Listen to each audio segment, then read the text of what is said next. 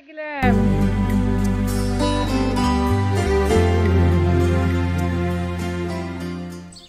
Olá, crianças! Tudo bem com vocês? Espero que sim! Hoje eu tô aqui de máscara porque eu vou falar com outras pessoas. A gente tá aqui, a propriedade do Guilherme. A gente tem aqui uma horta familiar, de plantio familiar e de cuidados muito especiais. E a gente vai conversar com o Guilherme e entender um pouquinho sobre isso. E eu queria que vocês, no tempo todo da nossa entrevista com o Guilherme, vocês pensassem da onde vêm os alimentos que vocês consomem. Vocês sabem? E a gente vai conversar hoje com o Guilherme e aprender muito sobre o meio ambiente e a agricultura. Essa aqui é a horta do Guilherme. E esse é o Guilherme. Oi, Guilherme, prazer. Prazer todo meu. Sejam todos bem-vindos. E as crianças aí, vamos comer saudável. E Guilherme, o que você faz aqui que é especial? Por que a sua horta não é uma horta comum? Por que ela é especial? Em primeiro lugar, a gente trabalha lá no começo, com mudas já selecionadas que vêm de um viveiro orgânico. A horta é totalmente orgânica. O orgânico quer dizer que a gente não usa nenhum produto agrotóxico ou defensivos ou alguma coisa que agride tanto o meio ambiente ou até mesmo o consumidor final. Então, desse passo, a gente vem para a horta. Esse é o primeiro passo. O segundo passo é o preparo do solo, que é somente com estercos, compostos orgânicos e palha de café, tudo que é natural, nada de adubo, nada de defensivo, nada que seja fora do convencional. Como a gente sabe, quando a gente vai se alimentar, por que a gente faz essa escolha pelo orgânico e como a gente sabe se é um produto orgânico ou não? Olha, em relação à primeira pergunta, o orgânico, como eu já falei, ele não vai agredir tanto o corpo do ser humano, porque não tem produtos químicos envolvidos na planta. E em segundo, isso é um pouquinho complicado de saber se é orgânico ou não. A gente hoje é certificado por uma certificadora. Então, uma vez por mês eles vêm, levam as plantas, algumas amostras de planta e fazem toda uma análise para saber se está constando algum resíduo químico ou não. Para você ver, né, Guilherme? A gente às vezes compra achando que é orgânico. Exatamente. É a pergunta que eu fiz para as crianças, né? Vocês sabem da onde vem? Tipo, eu venho aqui e sei como você cultiva. Exatamente. E às vezes as pessoas não sabem e acham que é. A gente tem que conhecer, exatamente, né? O produtor, né? Mas falando vamos dizer assim, abertamente, há uma grande diferença de você olhar no produto se ele é orgânico ou não. O produto geralmente que ele não é orgânico, ele é todo lindo, maravilhoso, brilhando, enfim, não tem mancha, não tem nenhuma picadinha, não tem nenhum furadinho, não tem nada. Esse é o 100% convencional. O orgânico, ele sempre vai ter uma manchinha, ele sempre vai ter um picadinho, ele sempre vai ter alguma coisa que diferencia. Por quê? Por a gente não usar o produto químico, a gente não consegue combater certas pragas e ela acaba atingindo a própria planta. Então há uma diferença assim, que às vezes a gente entrega para a pessoa, às vezes a gente entrega para a pessoa fala assim, mas o alface veio com a folha furadinha. Dá graças a Deus que ela veio furadinha. Porque tinha ali, porque né? Ali tem um ser vivo vivendo por baixo, a gente não está agredindo ele e ele não está... tudo bem também, né? Por exemplo, no meu caso aqui, eu planto 5.000 pés de alface por mês. A gente tem uma perca aqui de 3%, não é nada. Uhum. Então, quer dizer, esses 3% a gente está fazendo o equilíbrio ecológico propriamente da área. Portanto, a gente tem um lago no fundo, se a gente usar qualquer produto químico aqui, a gente já vai afetar o peixe que está lá embaixo, que não tem nada a ver com a horta. Peixe! Peixe! Oh, he's got it in his hands!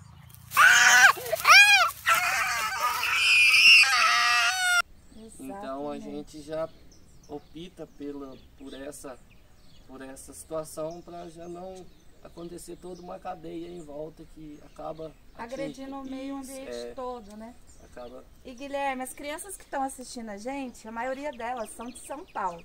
Certo. É possível elas plantarem em casa algum alimento orgânico? Sim, é totalmente possível.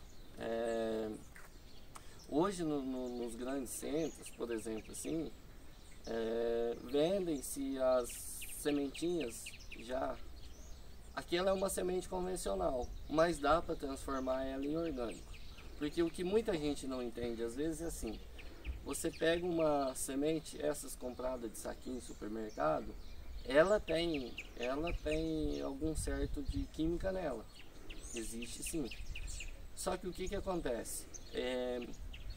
Quando a planta está desenvolvendo, por exemplo, desse tamanho, aquele resíduo de química já não existe mais nela. Porque a química que vai é somente na semente. Então, quando a semente vira a planta em si, ela já descartou todo aquele resíduo químico. Então, por exemplo, você pode comprar um saquinho em determinado centro e fazer o cultivo em casa. Nada mais do que terra e esterco. Em São Paulo há uma grande dificuldade de se achar um esterco, mas hoje já está no mercado, já tem embalagem de 1 quilo, 2 quilos, né? Que já vendem direto. Também tem outro também que usa-se muito, o próprio Mercado Livre vende mesmo, é o organo mineral. Ele é um resíduo de rocha que não é processado quimicamente. Ele só é misturado e vendido como organo mineral. Esse também é um orgânico. E outra coisa, Joyce, o que tudo isso tem a ver com arte? Tá pensando?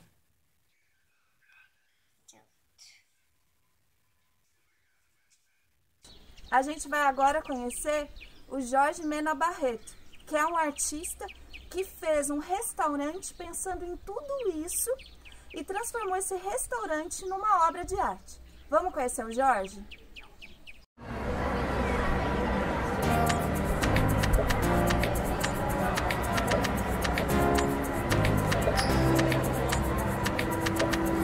Restauro é o título do projeto e ele foi escolhido como uma reflexão mesmo sobre a própria etimologia da palavra. Ela também é uma palavra utilizada em arte, né, para o restauro de uma obra de arte, e ela é uma palavra que ela também é utilizada pelos próprios agrofloresteiros como sinônimo de regeneração. A pesquisa que antecede esse trabalho, eu busquei aproximar as práticas site-specific em arte por ecologia. Como seria a gente considerar o lugar no qual a gente está para fazer as nossas escolhas alimentares, para definir aquilo que a gente quer comer. Então, qual é a diferença da gente comer o araticum, que é uma fruta que a gente teve outro dia aqui no projeto, e comer uma maçã?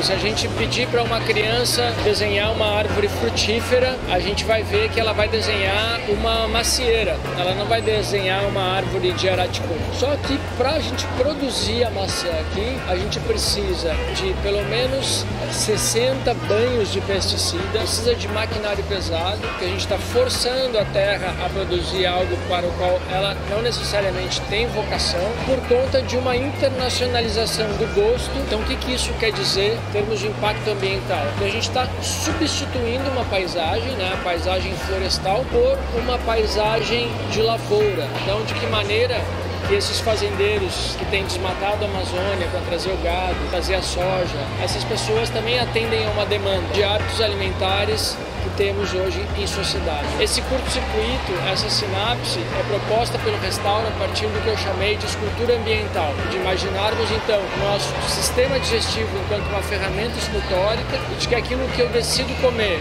ou deixar de comer tem um impacto ambiental quase que direto. E é o movimento Slow Food que difunde no mundo todo as premissas da ecogastronomia, preza muito a cadeia alimentar desde a sua origem, então compra consciente e responsável de ingredientes, depois o processamento consciente e responsável desses ingredientes dentro do ambiente de cozinha e também prestando muita atenção de como a gente vai devolver esse resíduo orgânico de volta para o sistema alimentar, de forma que eles possam se retroalimentar numa cadeia muito virtuosa, né? Sabemos hoje também que 70% da nossa alimentação vem de apenas 5 plantas, que é o trigo, o milho, o feijão, a cana-de-açúcar, a soja, sendo que 25 mil espécies de plantas são comestíveis no planeta. Ou seja, a gente deixa de fora 24.995 espécies de plantas comestíveis. A gente já trabalha com esse processo intuitivo e criativo de criações de receitas Em cima do que tem. em cima do que tem. Cabe a nós ousar na cozinha, deixar um pouco de lado as receitas e criar coisas novas, ousar novos sabores.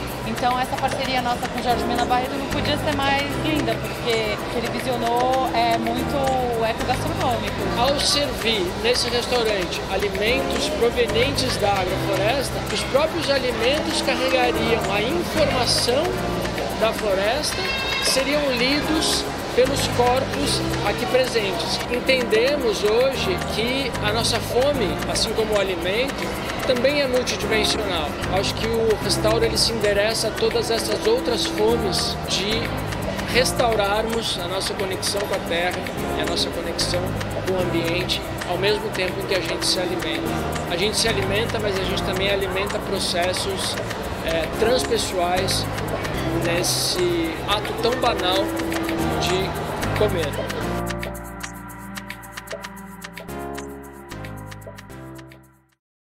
O que eu estava dizendo, ó, esse aqui, ó, é um exemplo clássico de diferenciar o orgânico do convencional.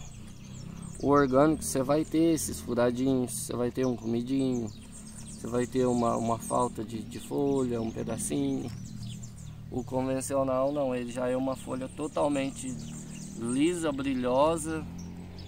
Você pensa em transformar aqui numa agrofloresta? Não por ser motivo da cidade, por ser motivo aqui urbano. Mas a gente tem um projeto já para o sítio para fazer isso. Porque esse artista que eu falei, ele fala muito da questão da agrofloresta, que é muito interessante também, né, Guilherme? Então, aqui a gente não tem essa ideia de fazer por enquanto, porque futuramente aqui vai virar cidade, então a gente vai ter que transferir que a gente está bem pertinho, né, Guilherme? 100 metros aí. Transferir o local, mas a gente já tem um projeto no sítio já exatamente para isso. Poderia explicar para a gente o que é agrofloresta? Sim, a agrofloresta ela não é nada mais do que um 100% orgânico, que não usa-se nada de defensivos, nada de químico, e são plantações que ela tem um espaço dividido com árvores, com o meio ambiente em si, um meio ambiente natural. A agrofloresta ela já é mais uma opção. Deixa eu te dar um exemplo. Por exemplo, aqui eu vou plantar couve. Entre a couve e qualquer outra cultura, eu já tenho uma plantação, por exemplo, de frutíferas ou de árvores silvestres naturais ou alguma coisa assim, sempre o meio ambiente fechando. Tem que ter um equilíbrio natural. Que lindo isso, algumas plantas, elas beneficiam as outras. Então, por exemplo, é o caso dessa couve aqui, ó. Ela não é vendida. Ela está aqui simplesmente só para fazer a função de captação. Os animaizinhos que não são bem-vindos aqui para a gente.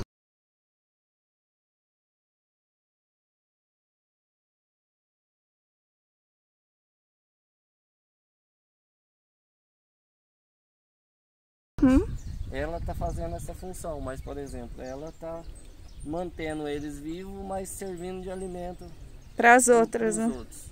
Então, a agrofloresta é mais ou menos nesse sentido.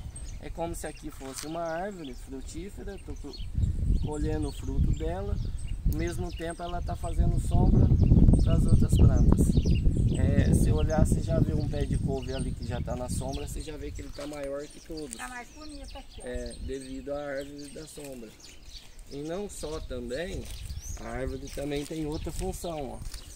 Isso aqui vira tudo composto orgânico. Isso aqui é tudo adubo, ó.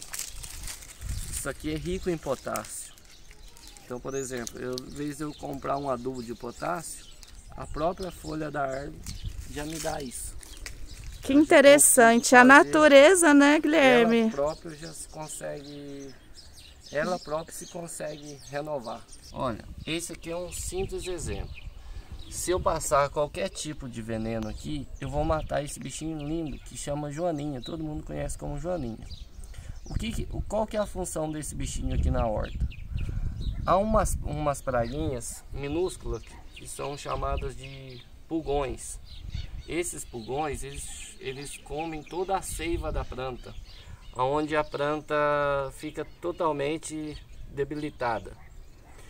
Qual que é o papel dessa joaninha aqui? Ela está procurando eles, o alimento dela são os pulgões. Ela viu que aqui não tem, ela já saiu, ela foi procurar para o outro lado. Então esse já é um sintoma de que aqui é tudo orgânico. No convencional você não consegue achar esse bichinho. Você vê, a planta é toda limpinha, ela não tem nada. Porque o produto químico vai matar todos, não vai escolher o bichinho bom e o bichinho ruim. Ele vai fazer a limpeza geral. Yeah, sure, step aside, kid, we're not. Ele vai fazer toda a limpeza geral. A gente pode até achar um pulgãozinho para vocês verem. Então, propriamente dito, esse aqui é o pulgão que aquela joaninha está procurando. Você vê que essa folha está bem infestada, mas ela está aqui de propósito. Vocês observam que em volta é a couve normal. E no meio dela tem um pé dessa couve. Qual que é a ideia? A ideia é que todos os pulgões se juntem nessa única planta para ficar mais fácil o combate da joaninha. E também a gente usa um certo produto que é totalmente caseiro, que é a base de detergente, sabão em pó e fumo. É uma mistura caseira que a gente vem aqui, aplica depois e mata todos esses pulgões, para eles não se espalharem nessa área total. Olha lá, ela já tá aqui, vai ter um exemplo simples aqui, ó. Ela já tá comendo eles, ó. Olha lá. Ela já tá aqui à procura deles, ó. Ela tá limpando todo esse pé de couve que ela tá aqui, ó. Tá vendo que tem pulgão aqui, ó. Olha lá. Cada bichinho fazendo sua parte, né, Guilherme? Ela veio atrás deles. Que legal. Aí se eu passo algum veneno aqui, eu mato todo mundo, sem exceção. Beleza. Guilherme, o que essas abelhas estão fazendo aqui? Qual que é a função delas aqui na sua horta? Então, primeiramente, como eu falei, se aqui tivesse algum agrotóxico, elas já não vinham aqui.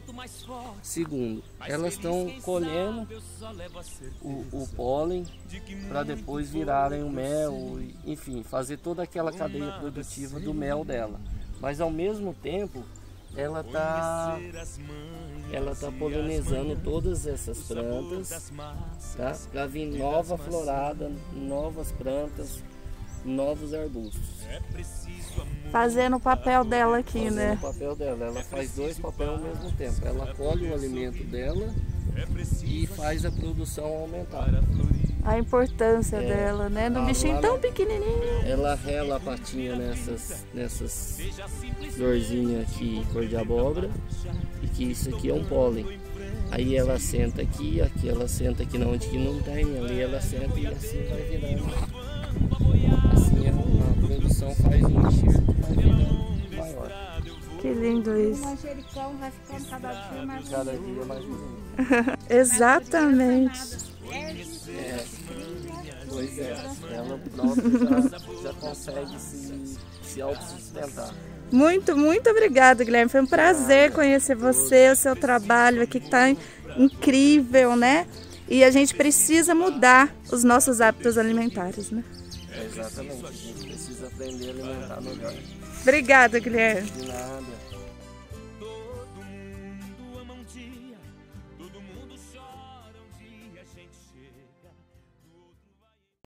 Qual é a meta de like pra esse vídeo? 60 mil likes. Então deixa o seu like. E se inscreva no canal.